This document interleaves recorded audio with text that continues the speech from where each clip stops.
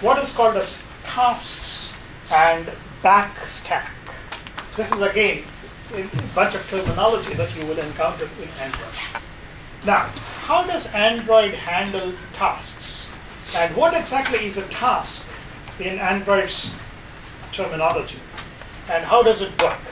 Let me show you an example for today, and then I'll come back to discuss more details about it later. In Android, a task from the user's perspective is something that the user is trying to accomplish.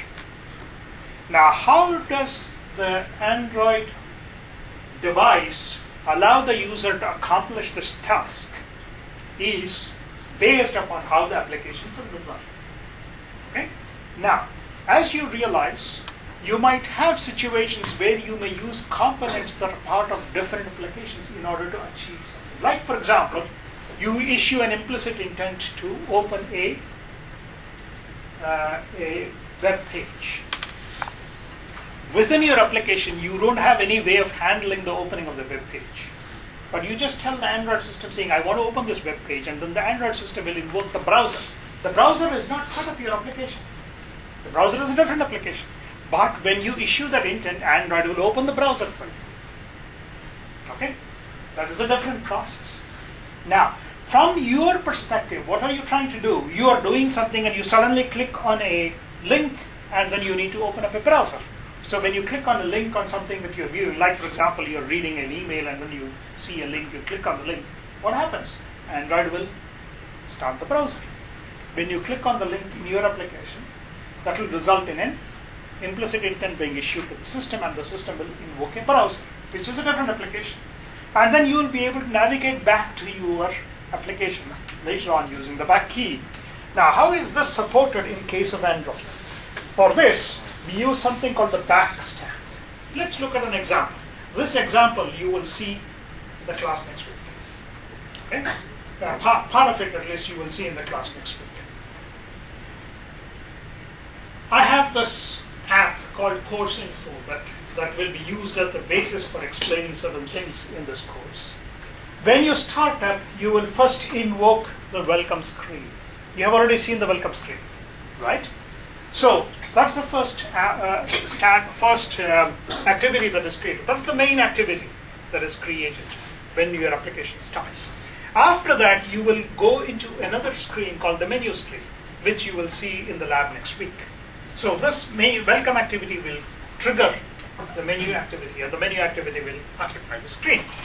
In the menu activity, you may click on a particular menu item called contacts, which will open up a contacts page, which is a third activity.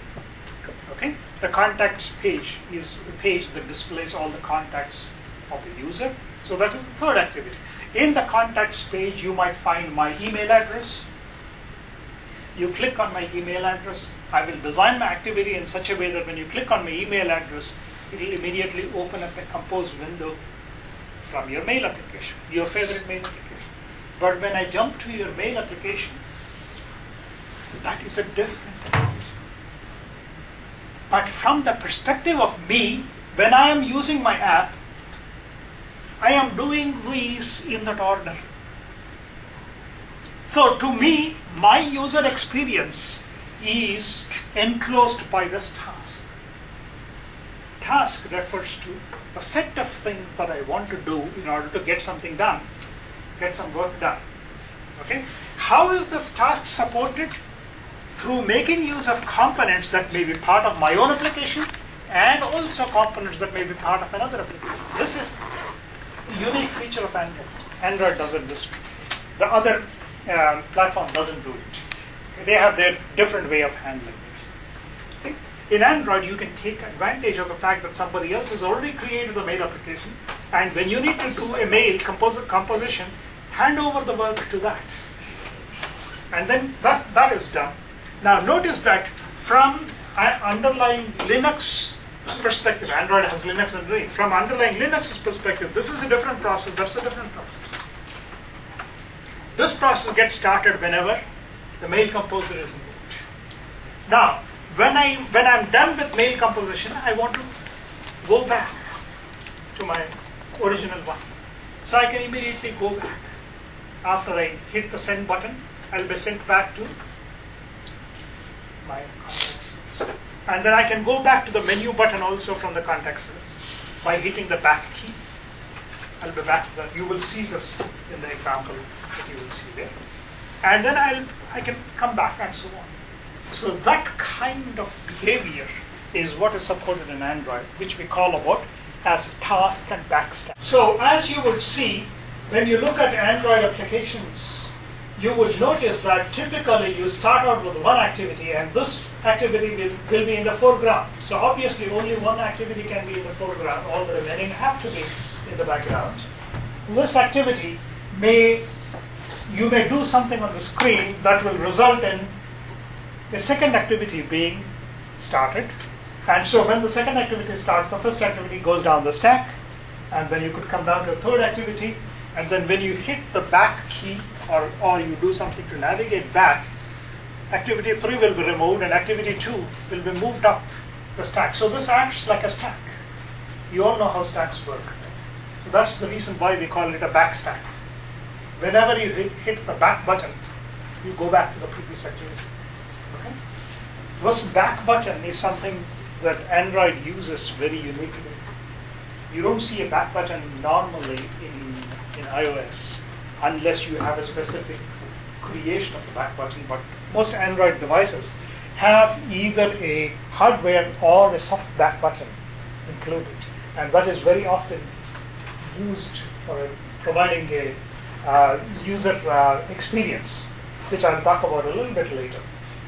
Okay, so that's the way you deal with things. Suppose you are working on some task.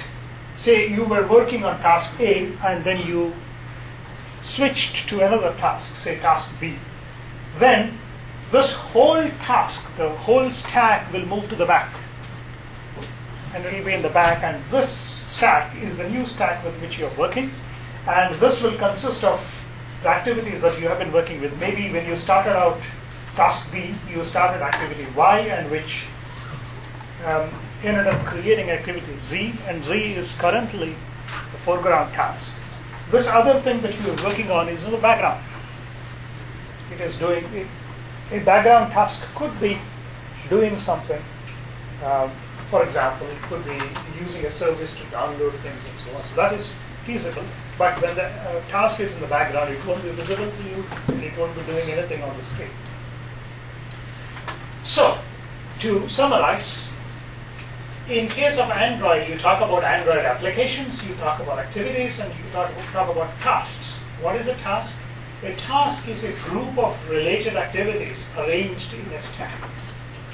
Okay? When you talk about activities, the activities all do not have to belong to a single application. They could be pulled in from several different applications in order to provide the user with a way of getting their work done. So what the user experiences as an application, even though in reality you may be using some components which belong to a different application already installed. Like for example, if you for example compose mail, you may be invoking the mail composer from your mail application, which is not part of your application, but your application may trigger the starting of a mail application, as you saw in the example earlier. And we saw that the root activity is the one that begins the stack, and the activity that is selected for launching the application.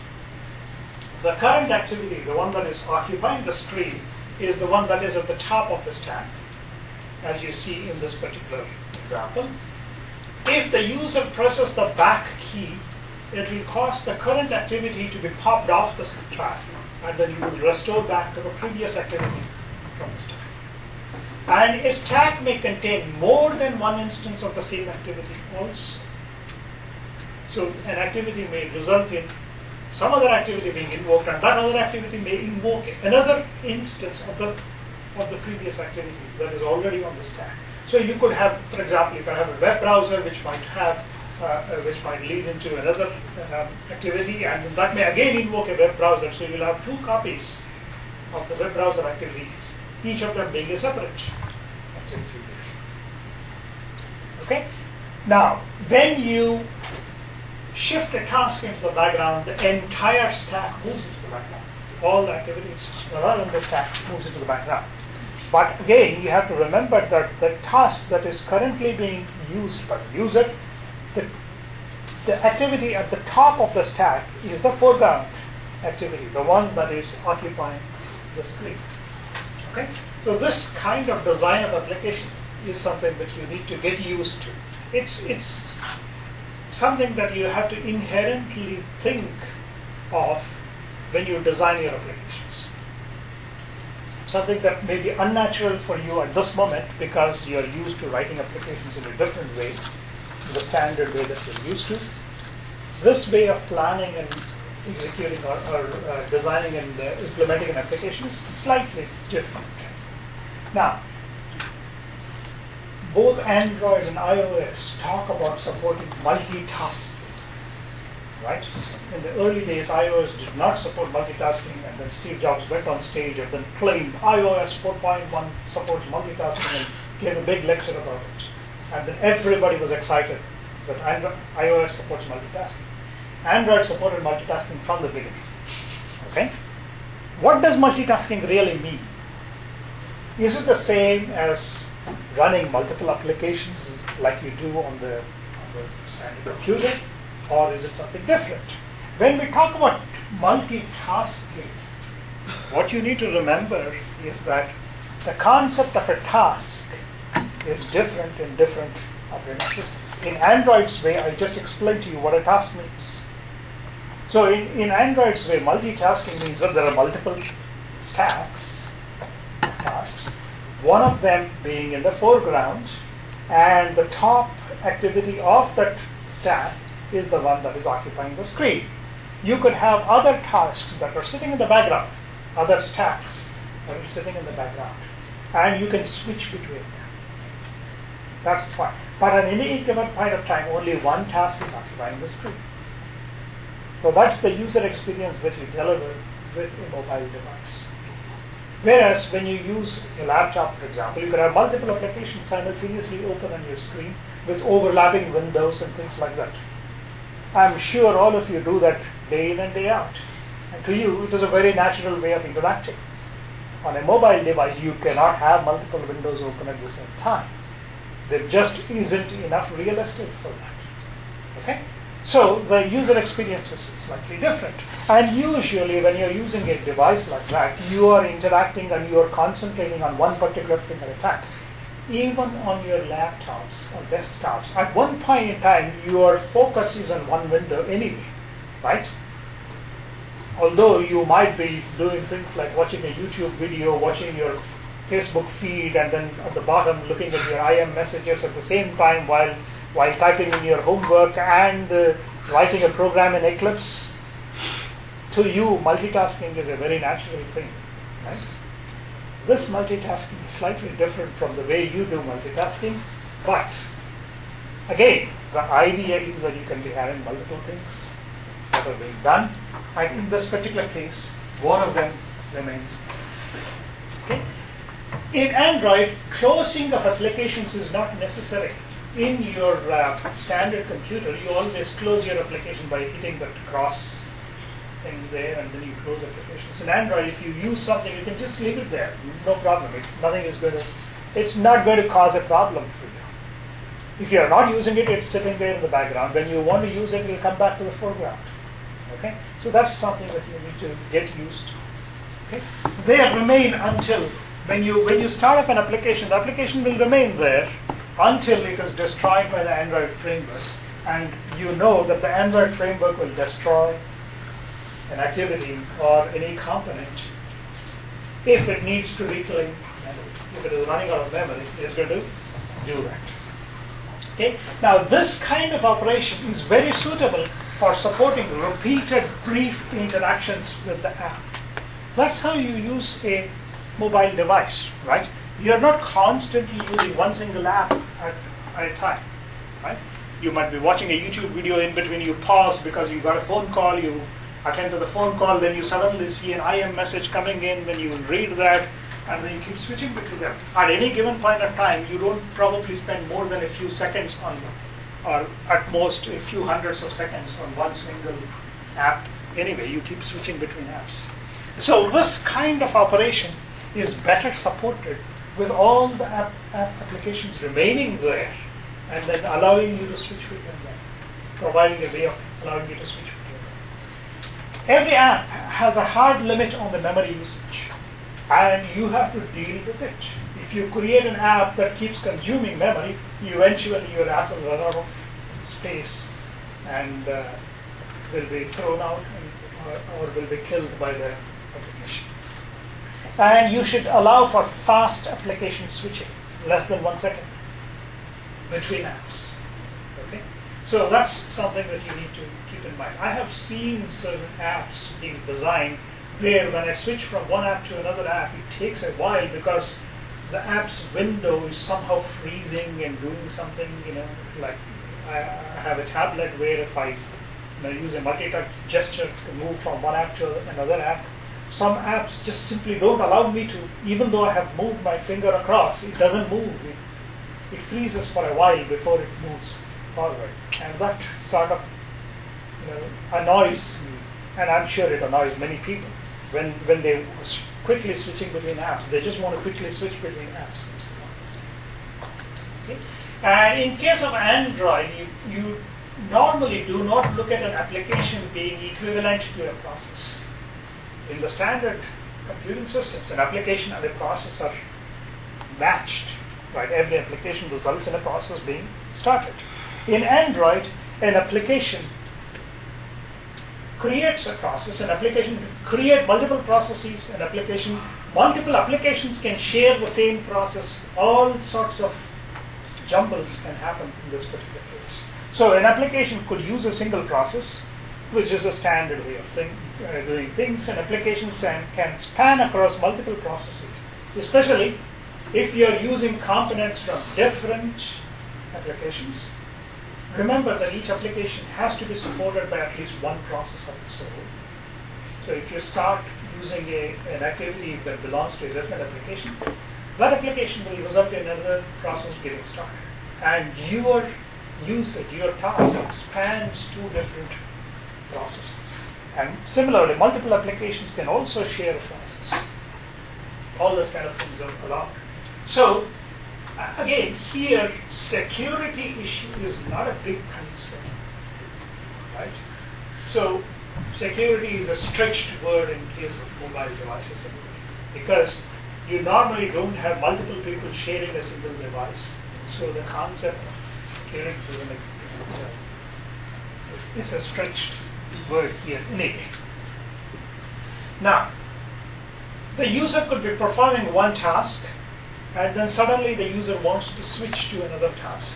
And that is allowed, perfectly normal in case of Android.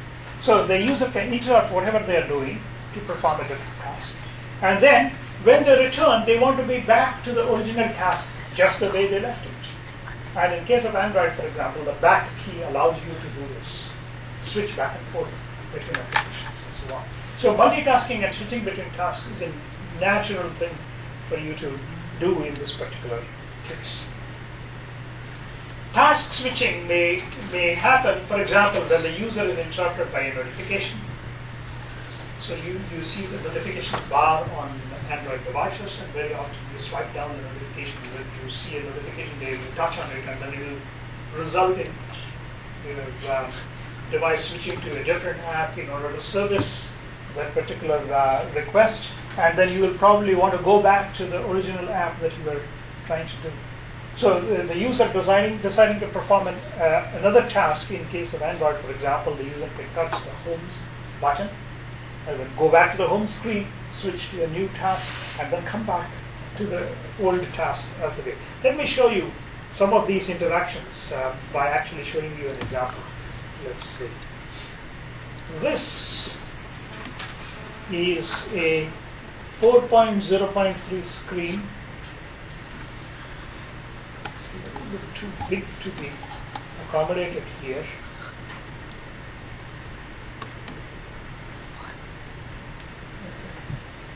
Unfortunately, okay, let me do this. I think I need to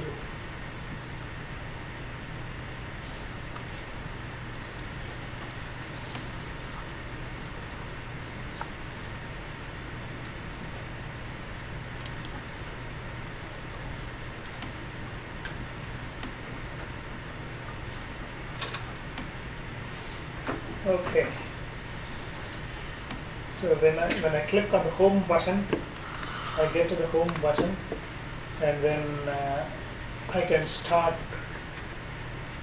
one app like this, and then when I am using one app, I click on the app, and then I come here. This is a different activity of the same app.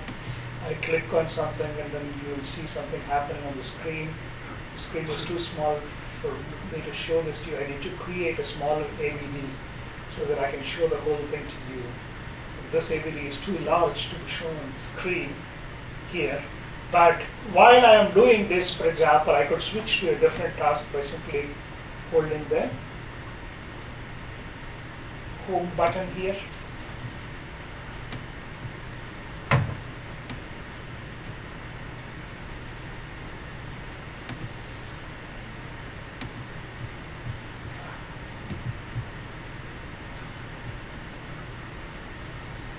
Oh, I can see the screen. Okay, I'll hit the home button, and then you see that you're back here. If I hit that back key, I can't go back to the previous app anymore. But if I hold the home key for a while, I would see the recent apps down there, and then I can select the app, and then it will come back up on the screen. So all the apps that went to the background are available for me to reuse at any given point of time. I can simply go back and then start a different app by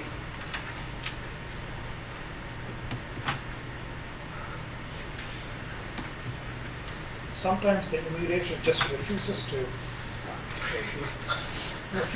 work efficiently, especially when you are doing a demonstration to a bunch of people. It just refuses to work correctly. Let me do one thing. I will now show you. Okay, here I can see the screen board completely on my screen here. If I hit the apps button, I can go back to this, and then I can switch to a different app. For example, let me switch to a different app, say a calendar, and then I'm on a different app at this moment. I can always hit the back button and then move back to the old app that I was using earlier. And then I can use the back key now to go back to the previous. See, I can move back. So this is the kind of interaction that Android devices support. iOS has a slightly different way of doing things, but more or less the features are similar in most applications. Okay? So this kind of behavior is very much expected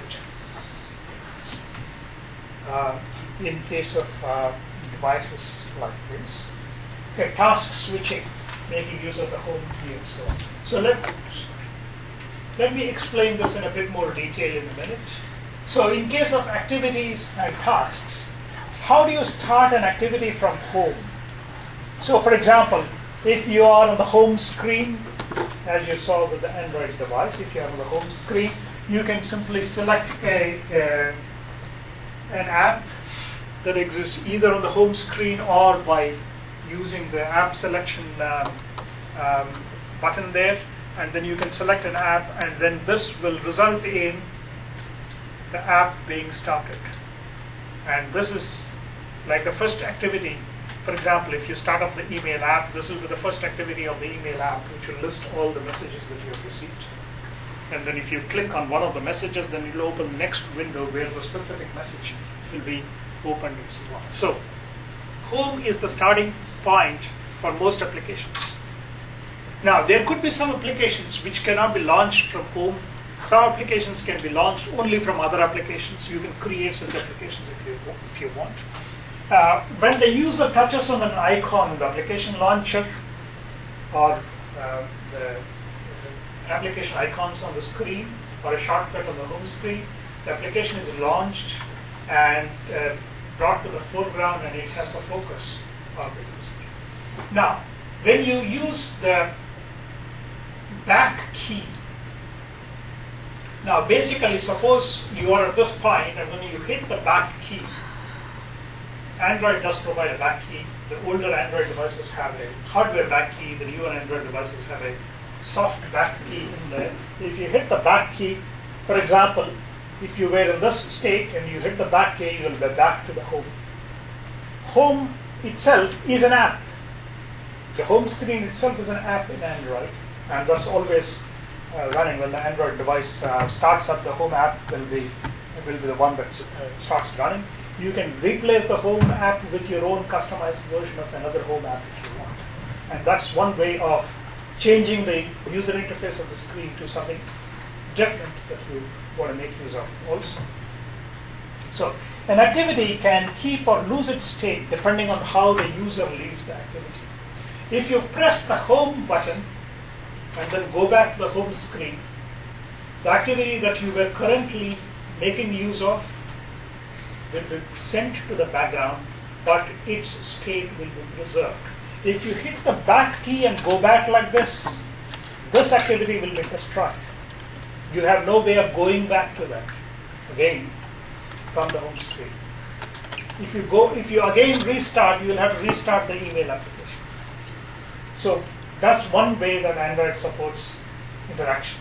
By default, pressing the back key finishes the current activity and displays the previous activity to the user. So once you hit the back key and go back, the activity that was on the screen will disappear, and then you will go back to the previous activity. That is, you are popping the activity off the stack. So hitting the back key is like popping the activity off of your stack, and then the previous activity in your stack will now occupy the screen. If that is the last activity in your stack, then you'll be back to home screen, and then your application will go. Yeah. You're saying the stack, how can we do switching? Between the different. If it is stack, can we pop it on? Yes. But if you want to switch, then what you do is you long press the home key. Then it will bring up the list of all the recent activities, and then you can switch to a different activity. So the stack is just for the back key. Yeah, stack is for the back key. That's why it's called the back stack. The back key is basically popping off activities off the stack, off the currently active stack. There may be other stacks of other tasks that are sitting in the background and they are not occupying the screen. Okay? So the back key is active for the current stack that is occupying the screen. Okay? Current tasks stack that is occupying the screen. Once you pop off all the activities of the task, of the back stack, then you're back to the home screen. See, as from the home screen you launch an app, the first activity goes onto the stack. From that activity you may launch another activity, and then so on. So your stack builds up. As you hit the back key, you're popping off the activities of the stack, and when the bottommost activity in your stack is popped off, you're back to the home screen. So that's the normal way. You go into an application and then return to the home screen. But if you are in an application and then you just want to leave it there and then move to another application, then you hold the home key for a long pause. Just press the home key and hold it for a second, and then it will pop up with the recent activities. Then you can switch to a different activity. If you do that, then your previous activity your previous task that you were doing will be sent, the whole stack will be sent to the background. That's another way of switching. Okay? That's task switching, yeah. Since you mentioned for the back key, it kind of means the application has already been destroyed. So, what about for the home key? Does it mean that the application just being paused or stopped? If you long press the home key in order to switch to a different task, the current task will be paused and then sent to background. Oh, paused, not stop. Paused. Not stop. You mean pause and stop in terms of activity? Yeah. Stopped. Oh, it's stopped, not paused. Task is paused, okay. But the top activity is stopped, and then the whole task stack is switched to the background. And then you will be bringing another task stack in the foreground. Okay? And the top activity of that stack will resume on the screen. Okay? That's something that you need to get used to. All right? Well, you do it a few times and then you get used to this behavior very, very easily. Okay? If you want me to demonstrate, I can show you on the screen on my. I have an Nexus 1 from a long time that I have been using. This is running 2.3 point something. I can't update it anymore. I need to buy a new device, but I'm waiting for a 4.0 device, a stable 4.0 device to come through. So, see, normally you will see the home screen like this. Okay, if I hold the home key long past the home key, it will bring up a list of all my recent apps that I was using, and then I can touch on any one of them, and then it will switch me to that app. Okay. Now this is the normal way. If I hit the back key, I'm back to my home. Okay, that app is gone to the background. I'm back to my home. So the state of that app is gone, and I can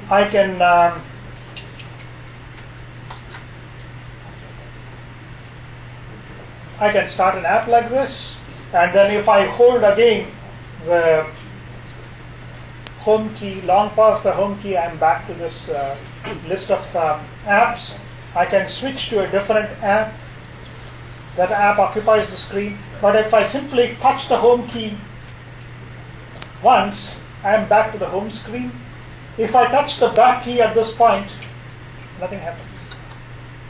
See? That's the way Android works. Long pass allows me to switch between activities, switch between tasks, but a short touch to the home screen brings me back to the home screen. But all the activities, everything that I was running is in the back. And the home screen is the home activity is the one that I do. Even the home screen is also an app in case of Android. Okay? So that's the behavior. iOS has a slightly different way of doing things, but even in iOS you have ways of switching between tasks. If you have used a tablet, for example, you all know this four-finger gesture like this. How many of you use the four-finger gesture like this, and then you will come up with, at the bottom the list of all the apps, and then you can touch one of them, and then allows you to switch. Same thing in Android. Long pause on the home key button is similar to the iOS way of doing that. Okay, and in iOS you can switch between apps by doing this multi-finger gestures. Especially if you have a tablet form factor, this is more convenient way of doing things. I don't know how to do that on the iPhone. Anybody here uses an iPhone? Oh, can you try this four-finger gesture? Four? I think one is enough. No. I mean, when you have an app open on the screen, and if you want to switch to the previous app, you can do four fingers and then do that, and then you'll switch to the previous app. Oh, if you have a tablet, it works fine.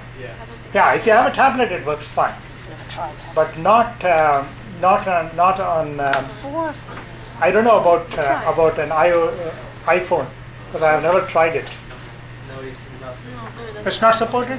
because Okay. for iPhone, it's double click and then all the tasks. Okay. That's double click on the home key, yeah. But I never use that home key. I always use my four fingers, multi-touch gesture. With a tablet, it's more convenient to do that. Again, you have to remember, these are all ways that your apps need to support.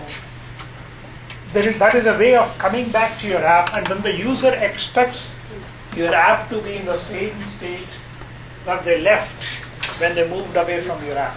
So you need to preserve the state of your app when you do that. Okay? This is the other thing that I talked about. Navigating away from an activity with the home key. You go back to the home key like that. When you use the home key to go back and bring to the home, this will not be destroyed. It will be just put in the background. But whereas, if you use the back key and do it, that will be destroyed. As you saw in this particular case, sorry, where was that? As you saw here, if you use the back key, this is destroyed. But using the home key, that is not destroyed. It's still preserved in the background. If you want to resume activities, for example, you could start from the home key and then you would be starting one task and then coming down like this. And then, for example, you are editing a contact and you want to select a picture to be included in the contact. So this is your contact application. This contact application allows you to select a picture and then that will switch to your gallery application in Android. But summed up together, this is one single task for the user. And from the gallery application, you select the picture and then you include it and then you can go back up the task and so on.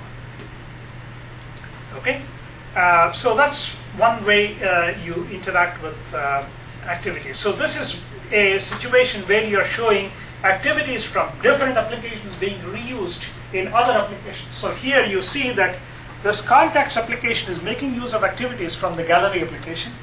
Similarly, the gallery application is making use of the mail application, the new message activity from the mail application in order to create a message, to compose a message for the user to send out.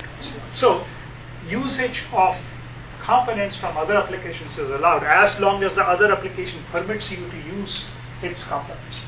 How do you know which components are available? It has to be declared somewhere. Okay? There is one place called as openintents.org. If you create an application and you want some of the activities in your application to be available for other users, you declare it there, saying that, look, I have these activities in my app. If you want to call those activities from your app, I'm willing to handle that. How does that work? You make use of intents, right? You deliver a implicit intent to your framework, and the framework will then issue the call to the other app and the specific activity in that app in order to start doing the work. Multitasking in Android, again, you're from the home screen, you start an app, and then from that you could switch, going back to the home screen, and then you could switch and start a different app. This previous activity is in the background, and then this one is in the foreground, and so on. So multitasking is supported in Android. And then you can if you again click the Maps button, you'll be back to the old app. So that's also one more way of returning to your old app. In this case, it is Android. Okay. Switching between tasks. One way of doing this, say for example, if the user is looking at the list of messages, then the user creates a new message, and then the user needs to attach a picture, for example, and the user simply starts a new activity and selects the picture there. And switching between tasks can be done by going back to the home screen and then reselecting a different one. All these kind of interactions are allowed in case of Android. More detailed explanations of these are there on the Android website. I don't want to go into these details. These are straightforward things. These are usage patterns for Android applications. You can find more details of them on the Android website. I don't want to waste too much of time on this. Instead, I would rather concentrate on a few suggestions that the Android people give you for when you design applications, and then we'll move on to the next topic. First and foremost, when writing an activity that won't be reused, don't specify intent filters.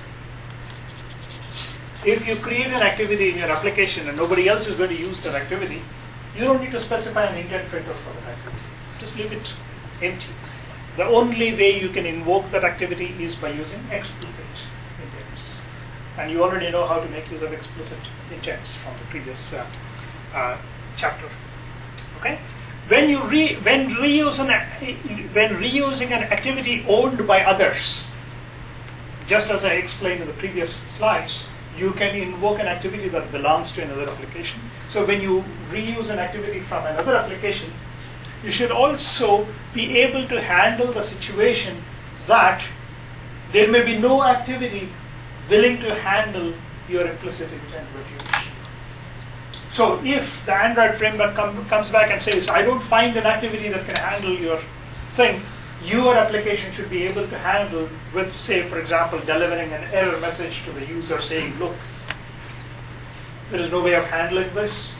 So this feature currently not available, something like that, pop up a dialog box and then allow the user to go back. If you don't do that, Android doesn't know how to allow you to recover from that problem. Okay? Consider how you want your activities to be launched or used by other applications. That is, will you allow the launch of your main activity from an icon at home? That's the normal way. How do you specify this? You specify this by giving the implicit, the intent filter that we saw last time in the manifest file. You all remember the manifest file? In the manifest file, for the activity that is supposed to be the main activity that will be launched when the user touches your application icon on the screen, you need to specify the intent filter for it. Okay?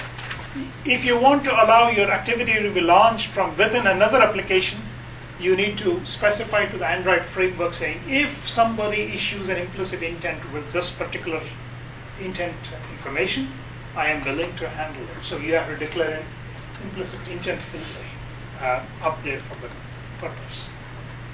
If you want to launch your activity only from within another application, that's also one more way that you can handle. So you could create an application, and the only way the application can be launched is from another application. That is, you don't have an icon on the screen at all, but you have an app that you create, but you don't want the user to directly invoke your app. But it is, say for example, an example of an app that may allow you to do something like this is a text-to-speech engine. In a text-to-speech engine, you have a text string, and you want to convert the text string into a speech, into voice sound. Now, you don't want a user to directly invoke the text-to-speech engine. The text-to-speech engine is also an app by itself. Text-to-speech is a tongue twister, so I'll just call it TTS engine. Okay? The TTS engine is also an app, but you don't want it to be directly invoked. The TTS engine should be invoked from another application only. So that kind of applications can also be used. You could have two or more activities within a single application that could be launched from two separate icons on the screen. So you could create an application and have two different ways of entering your application. One possible way would be just create event. Say for example, you create a calendaring application, and then you would have a separate icon saying create appointment, and then the activity that will be invoked when you touch on the create appointment icon on the home screen or on your in your application launcher is the activity that allows you to create an appointment. You could have a separate icon that allows you to open your calendar directly. Both of them belong to the same application. Yeah. But wouldn't the create appointment be a shortcut instead of a? It's a shortcut, but it's a different activity. Okay. So in your home screen, you can have two different icons specifying two different ways of making use of your application.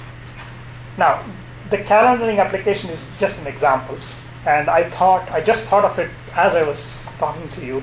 I said there should be a way of directly creating an appointment.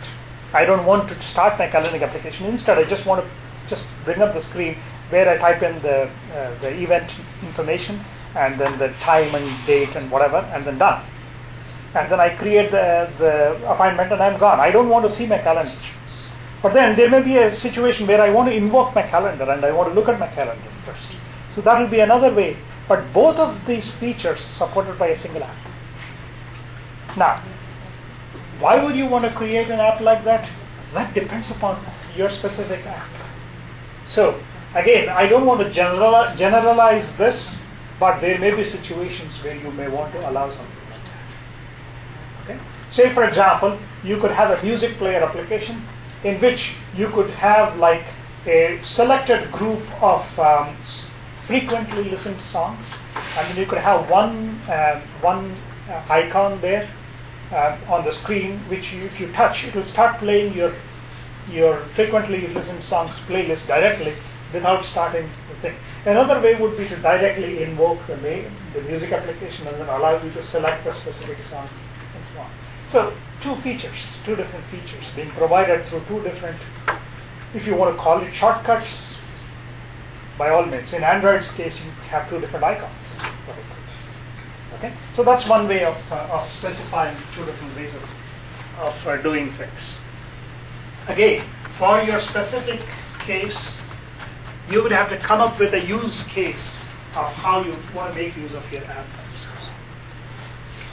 In Android, there's one more way of doing things, something called as a widget on the screen.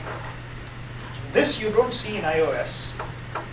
You see, to some extent, a kind of thing like this in Windows Phone 7.